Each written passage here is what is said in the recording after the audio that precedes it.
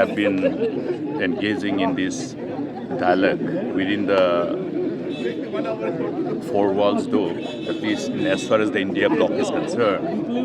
It has taken its own time, but then subsequently you have seen how the things have unfolded, and therefore most of the constituent parties in India bloc have decided to go solo and then put up their own candidates. So Meghalaya, in as far as Meghalaya, we waited patiently, and indications were that negotiations were still on, but it appears that it might not come to fruition. So therefore, both the seats, we have 2 seats. The only decision is whether to fight both the seats or not.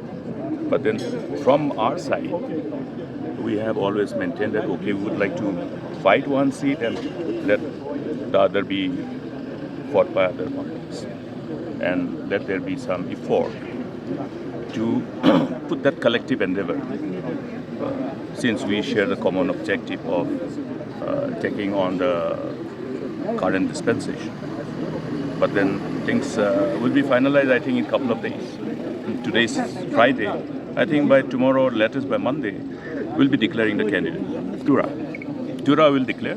Shillong, we're still talking, but in as far as Tura is concerned, we have almost finalized. I don't want to reduce the number of 60 in the House of 60 in as far as Assembly is concerned.